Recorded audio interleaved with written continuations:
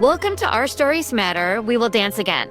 I'm Susie Hess, joined by my co-host, Miri Bar Halpern. This season, we're diving into stories of Jews, Arabs, and Christians, stories of hope and resilience during times of war. And we are honored to welcome Jonathan Bar Giora, a renowned composer, musician, and storyteller. Jonathan has shaped some of Israel's most iconic films with his powerful music. For example, Jonathan's music from the movie Shoshana is the opening music for our podcast, which has been amazing. And so in this episode, Jonathan explores how film and music serve as powerful mediums for processing the trauma of living in a war-torn region. Together, we delve into the profound ways relationships and creative expression becomes acts of resilience, fostering connection and healing in the face of ongoing conflict. Miri, what or how did music play a role in your life? You know what's interesting, Susie? Music is such a strong part of the Israeli culture. I think in a different way than in the US. So for example, we have specific playlists for every Remembrance Day. And we have different playlists for Independence Day. And when I grew up, if the music on the radio all of a sudden changed to like slow and sad music, I knew something bad was happening. Like I knew there was like a terrorist attack, I grew up during the Intifada. So I knew there was something going on. So for me, specific songs are part of my history, and they bring very specific memories, like sad music. It is connected to fallen soldiers, for example. And we have tons of tributes, by the way. We have known artists taking songs of fallen soldiers or people who died in terrorist attack, and they recompose it for them on their memory, basically, in their names, which is pretty amazing. And then happy music is connected to other times, and, old music is connected to different times. So I feel like a lot of songs in the Israeli culture will bring very specific memories for me. It's interesting because I don't have that experience. And I wonder if that's because in America, we're so divided as compared to Israel, where there is more cohesion. And obviously people have different opinions and lenses and views in Israel, like any other country. And when I was there, I felt like there was much more of a connection as a whole as compared to America. So maybe that's why I don't feel that cohesive, connection to the country as maybe you do. Honestly, it could be. I think that music is a powerful tool for connecting people. And you can literally see sometimes in the street. I mean, when you think about when Israel, after Independence Day, people are in the street dancing together. You think about the horror. You think about the specific music that is very uplifting. And then you have the music that is very specific to connecting to your emotions. So actually, I use music quite a lot when I do therapy and I do exposure work. Love that. Well, without further ado, let's introduce Jonathan. Thank you so much for being with us today. My pleasure. Good to see you and talk to you. So excited for you to be here. I mean, your bio obviously is pages and pages, which we'll put a more comprehensive one out there. And just to add how we met. So Miri and I were in Israel in March. Miri I think you hadn't arrived yet. I was landing the same day. You were landing the same day. Okay. So we were at the university and I heard Jonathan speak. We went into breakout groups. And so I went to listen to Jonathan speak and it was all poetic. It was all so focused on healing and peace and hope and resilience, which was everything I wasn't feeling at the time. As, I had been there already for I think a day. So I was just mesmerized by your words. And then to learn more about your music, it was just, I'm just so happy that you're here. If you can talk about where you were on October 7th and just sort of connecting it to where Sapir College is located for the listeners. Yeah, Sapir is very close to the border with Gaza. Gaza, we say Gaza. I was at home in Ramat Gan, which is in the middle of Israel, very close to Tel Aviv. And I was awake and I heard distant booms. And I told my wife, I heard something strange. And she said, someone slammed the door, forget it, go back to sleep. And then just a few seconds afterwards, there was a siren and the whole building was going down. Everybody was like, what the hell is happening? 6:30 in the morning on Shabbat. And we had no idea how grave the situation was. It took me a few hours to start understanding what's happening because most of the stuff at Sapir and most of the students, they all live very close to where the most horrible things happened. And we started frantically. just to look after everyone and see that everyone is okay. And unfortunately, not everyone was okay. And at around 12 noon, I got a message from a colleague of mine. He left me a message all crying, and it was like really strange, and I could hardly understand what he's saying. He said that his girlfriend's mom was murdered. What? And then I started realizing that something big and crazy and violent and murderous is happening. And I talked to him, and he described what happened, and I started realizing the horror. After that, we just called everyone. I mean, I had about, 20 phone calls with students of mine who were stuck in Sderot in their homes, and I was just, sending jokes and talking to them and just trying to make them feel they're not abandoned, they're not left alone, they're not alone. And I wasn't the only one who did that. All our faculty was making such frantic phone calls all of that week just to make sure everyone is okay. And we had our WhatsApp group informing each other who's okay, who's missing, what needs to be done. And we have such an amazing staff at Sapir, and they all rose to the occasion in the most amazing way. It took about 2 or 3 days to evacuate all of them.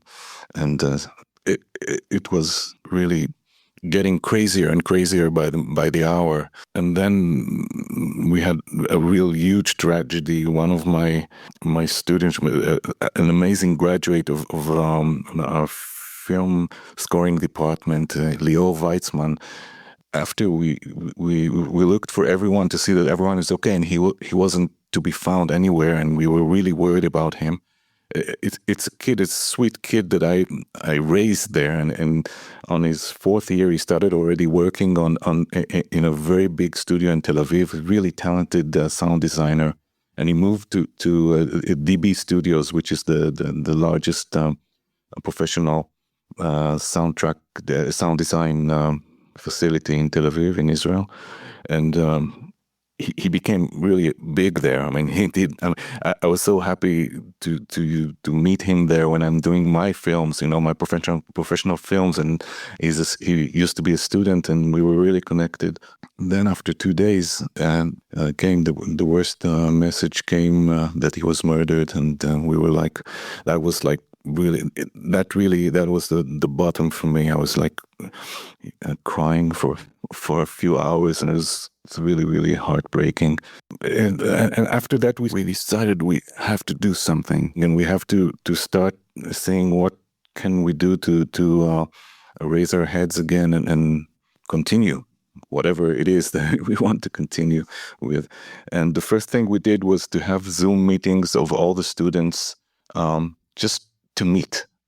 We had no agenda, no topics, nothing. And about 100 people came, and we just talked and cried, and just it was really heartwarming to see each other. And we kept doing it for a few weeks, almost every day. And I must mention a few names here of wonderful people who led those meetings with me. Professor Sami Shalom Shitrit, the head of our school, who was there all the time, soothing and with his deep, warm voice, and Dr. Yael Schenker, who led many of the meetings. She's a natural healer, and she did a wonderful job, and many other lecturers and students who were there and helped each other. It was really a very memorable place to be, because everybody was in their homes and they were evacuated, and you can't go out. You can't, especially people in the south. At the end of October 7th, I realized it's going to be a marathon of pain and tragedy, and I have to keep myself sane and not dive into all those Telegram and Facebook terrible videos, horrendous snuff movies. I refused to watch them and asked everyone around me, including the kids, not to see any of it. I mean, I don't think it's good for you, especially if you need to help other people and you have to be strong yourself. So that was an intuitive decision that I took. Then just to stop you for a second, for people who don't know, so those movies that he's talking about, so the day of the 7th, Hamas terrorists, they were carrying body cameras and they were filming the massacre. And that went on net, which for a lot of people, to this day, some of the patients that I'm seeing caused secondary trauma, even from indirect exposure, just from watching that. So the Ministry of Health in Israel actually, several weeks later, came up with a warning not to watch any of those videos. So Yusik was right on. Like, that's exactly what it is. Yeah. Unfortunately, even if you don't watch watch it, everybody's talking about it. So I did hear descriptions of things, which was hard enough. But then we started to see what we can do to overcome, not overcome, but to move on during the crazy war. Everything was postponed. We were supposed to start the semester. I forget now. I think it was the end of October or just the beginning of November. And it was all postponed, of course, all over Israel, all the universities, all the colleges, and it was postponed by 2 or 3 weeks, and then it was postponed again, and eventually we started the semester, the fall semester, almost on Sylvester. I think it was about the end of December, which is really, really late, and. But we started the semester, and since we're studying how to make movies, we realized that you can't do it on Zoom. Everybody moved to Zoom all over, and we decided that we don't want that, and we want to see what we can do, which was really, really crazy because we found 8 different locations in Israel where we got wonderful spaces to conduct actual classes with where people can meet and study together, and Wow. that was really also encouraging because we got everything for free. I mean, Bar Ilan University, I know the manager of the music department there because I gave them a lecture 5 years ago, and I called him. I said, listen, we have a problem. We don't have the facility. I have to say that. I mean, Sapir became an army base.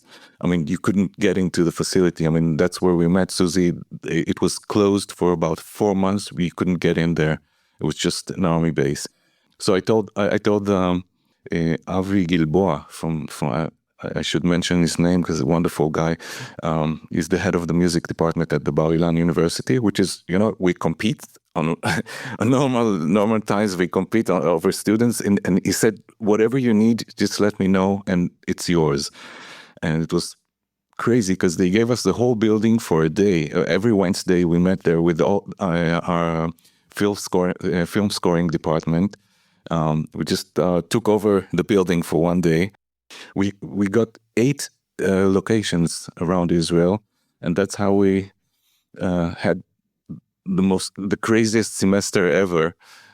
It was really interesting to see how many people came, and how good it was, and how important it was, and we did not talk about. I mean, we did not talk about the situation. There was too much situation. We wanted to have something a little normal to study about, how to compose films, which instruments work with which sings and things like that.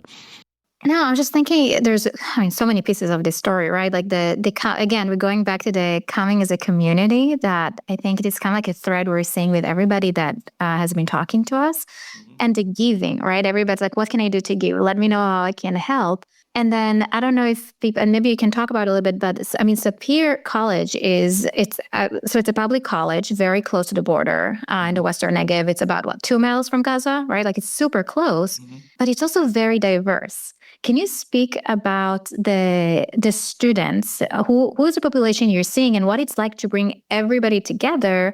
And maybe we can talk about like the music aspect. Like, how do you combine that together? First, Sapir is a huge place that has about 4,000 students. There are 15 different schools, social working, law, computer science, and so on. And our film school is one of the 15. In our film school, we have, of course, Arabs, Muslims, and Christians, and Jews. It's all very, very, very sensitive, and everything is very, very. Things can easily get out of hand. Things can easily become very controversial, and there are many mines that we can step on, and we want to avoid it. So far, it worked beautifully. In other places in Israel, there were like, some Arab student wrote something, and people wanted to expel them, and things like it didn't happen with us. It just didn't happen. The management of Sapir was very, very smart about handling things that could get out of hand. And I would like to mention here Professor Nir Kedar, the president of our college, and Vice President Omri Herzog, who together with Ms. Orna Gigi, who's the executive director of the college, all made sure that things were very smooth. And so we never lost control over this otherwise very, very sensitive situation. Our film school is very much focused on social issues and on turning the cameras to places where nobody is watching on a regular basis, and we're making films about many hardships of the Israeli society, and I think everyone that comes to study with us knows that this is where our heart is, and we are less. Let's make money, make movies. Let's be professional. We are professional, and we have many students that are very professional. But this is not the main thing. The main thing is being able to change society through art, through films, to expose the audience to subjects like sexual harassment, racism, severe poverty, and of course the complexity of the political situation with our Arab neighbors. I think that the whole spirit of our school is part of the reason there were zero confrontations in our college. That's the basic thing we have. We talk about it from day one. When the students come to study with us, they know that they come to a place where we look at different people and try to see the human being in every person that surrounds us. It's so powerful because when I was at Sapir, I remember that it is like a melting pot. Most people in America don't know the diversity of Israel, and then specifically Sapir College. And I'm wondering, if you feel, and it sounds like you probably do, like that music and film are maybe bringing people together, especially during the time of war. And I wonder if you could talk about what you've been observing with that. Film is the most complicated art form. I mean, if you take drawing with a pencil on one hand, all you need is a pencil and a piece of paper, and there you go. You have something to put on a wall. Nobody makes films alone. You need a lot of people to do that. And I think that the fact that making films is something that's done together helps a lot, because you have to work together with other people. You're not alone, and it's good for everyone just to forget about the situation as much as you can, and just go,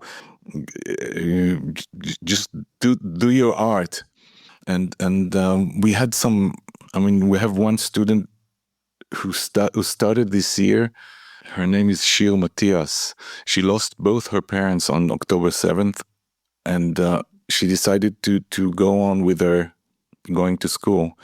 And of course, we gave her a big hug and welcomed her, and she made films about her tragedy, and everybody was with her, all her class, and it's an amazing story. And we have a few stories like that. People are trying to see if they can turn their tragedy and drama and personal loss into some kind of an art form.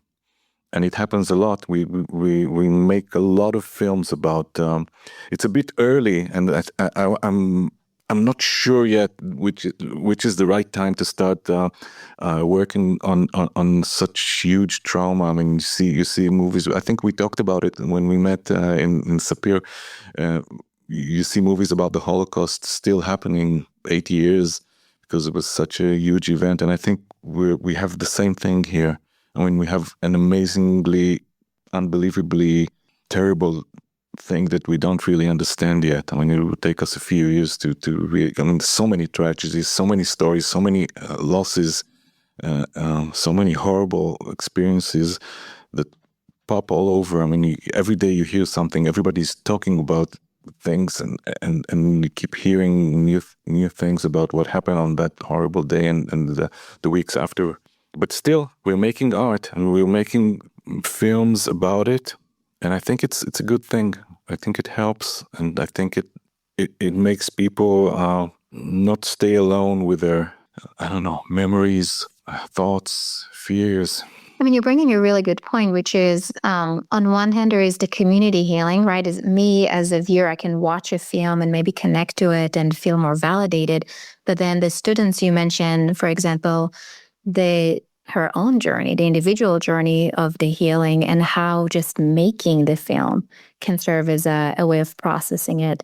And I'm wondering if do you have, I mean, maybe you can expand on that specific story or any other. I know you probably have so many stories, but just help us go through one journey like that when someone is creating something so personal, and how is the group supporting them, and what are they doing, and how are they shifting through the healing process? It's I think that the main thing is to let things happen in a most natural way, not to force anything, and to just accept what comes, and not ask too many questions. Why didn't you write about this or that? I mean, this is the script, and let's work with it because that's what you gave, and this is the most you can do now, which is fine. It's important to make it. It's important to go through the process of making the film, and we don't really care if the actor is not very convincing. It's okay for now. I think that's part of the process that we're going through now. I can send you some. I mean, especially Shir's film. She recreated the horror of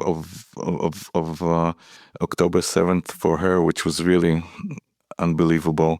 And it was actually a film that was, I think it had hundreds of thousands of views, and because it was on the net, it keeps I would going. love to see it. I mean, if she's comfortable with that. And it's so interesting what you're saying, because we just met with Ilana, the head of Healing Space, and talking about how the body keeps the score, and that oftentimes like talk isn't as helpful. I mean, sometimes obviously it can be, but art and music and dance and film, that we can convey all the pain without having to say a word.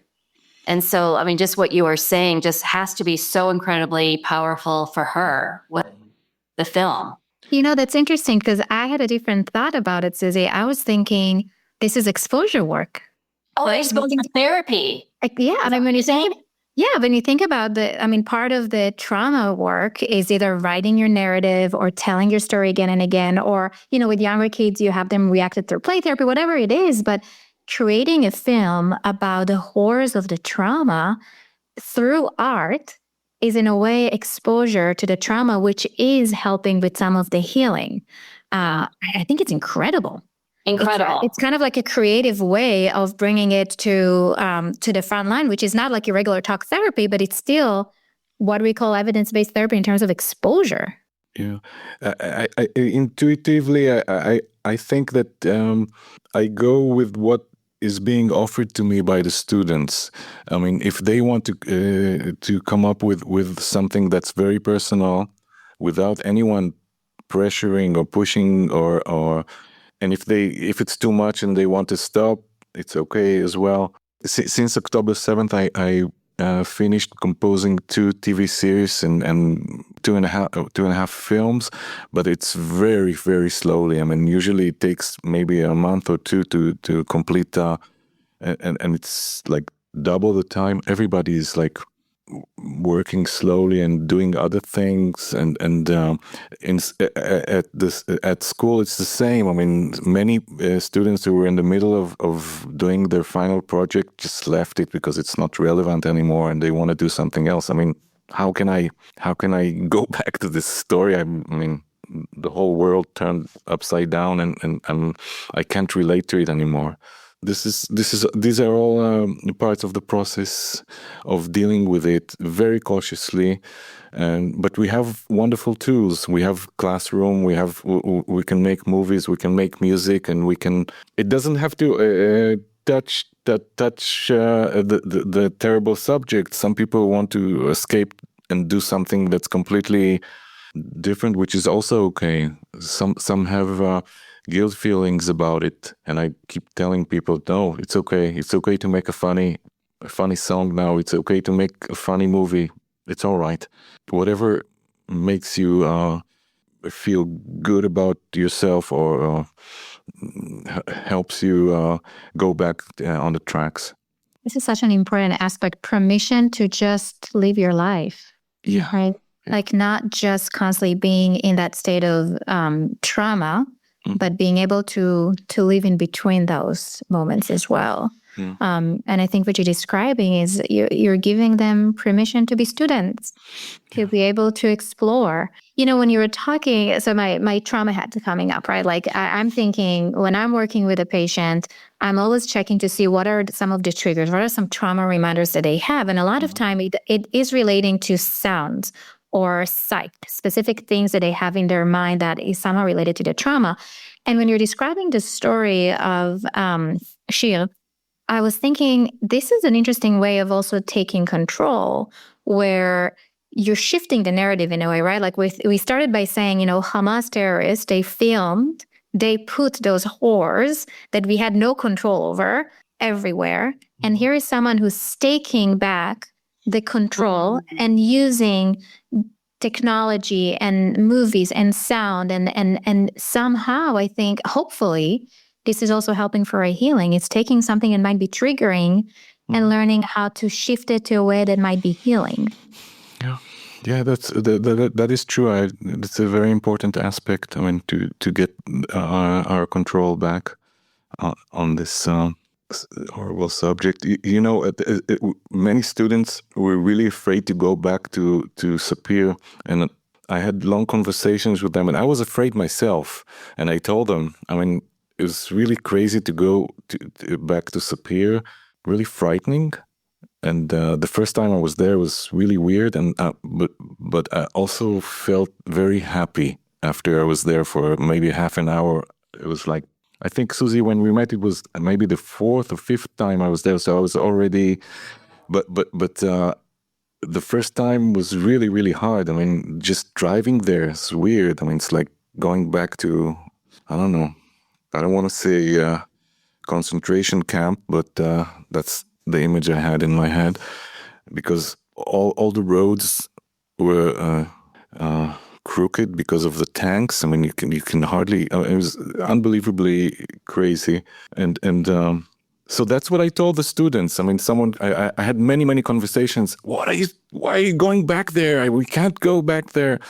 And I remember I had a long conversation with one student. She was really scared, and I told her I was the same as you.